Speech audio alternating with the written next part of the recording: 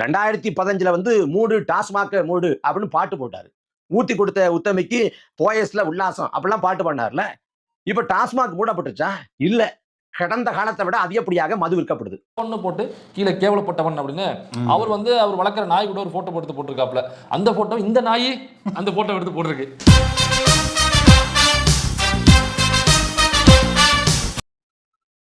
உறவுகளுக்கு வணக்கம்.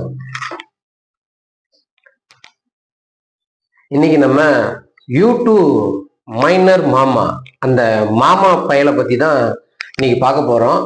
ஏன் அவனை பத்தி நம்ம பார்க்க போறோம்னா, கோவனுடைய கோவணத்துடன் அவர் 2000 பாட்டு போட்டிருக்காரு. அவர் அவுத்து போட்ட கோவனடானிலாம். வழக்கம் போல நாம் தமிழ் கட்சை சீண்டி விட்டுருக்கிறான் இந்த சில்வண்டு சில்லற. ஏன்னா வாங்கின சில்லறைக்கு ஏதாவது முட்டு கொடுத்துட்டே இருக்கணும் இல்ல அந்த மாமா பையன்.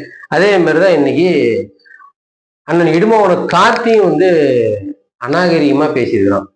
அண்ணன் இடுமாவன கார்த்தி தப்பவனும் பதிவு போல கோவன் கேவலப்பட்டவன், திமுகவுடைய நாய் அப்படின்ற மாதிரி போட்டுக்கிறாரு. கரெக்டு தானே?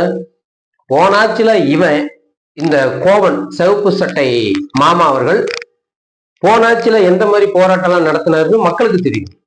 குறு சாராயம் தள்ளாடுது தமிழகம், ஊத்தி கொடுத்த உத்தமிக்கு போயசில்ல உல்லாசம். அம்மா ஜெயலலிதா அவர்கள் ஆட்சியில் இருக்கிறப்போ தெருவுக்கு தெரு பாட்டிலேயே புரட்சி பண்ணிட்டு இருந்தாரு. மதுவுக்கு எதிராக பயங்கர மெட்டெல்லாம் போட்டு சும்மா கும்முன்னு பாட்டு தயார் பண்ணி பாடின்னு இருந்தாரு. விளங்குமா இந்த பொம்பளை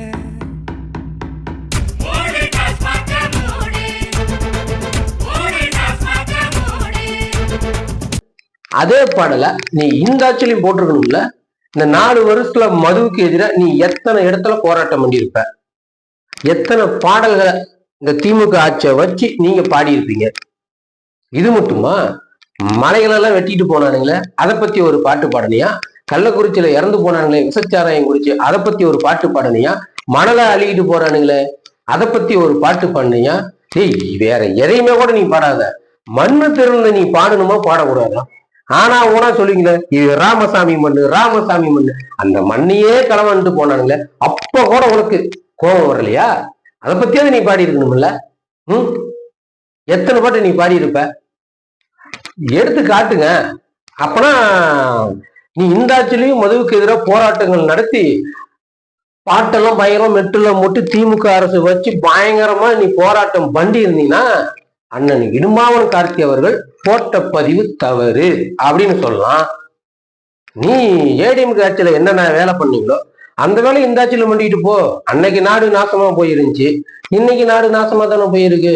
என்ன இதை வளர்ச்சியை கண்டுபிடிச்சிட்ட சொல்லு? என்ன வளர்ச்சி கண்டுபிடிச்சிட்ட? இந்த ஆட்சியில குறைகளே இல்லையா? அப்போ நீங்க என்ன பண்ணுன்னா, ஒண்ணு காதை பொத்திக்கிட்டு போங்க, இல்ல திமுக ஆட்சி மேல விமர்சனம் வைக்கிறாங்கன்னா வாயை பொத்திக்கிட்டு போங்க.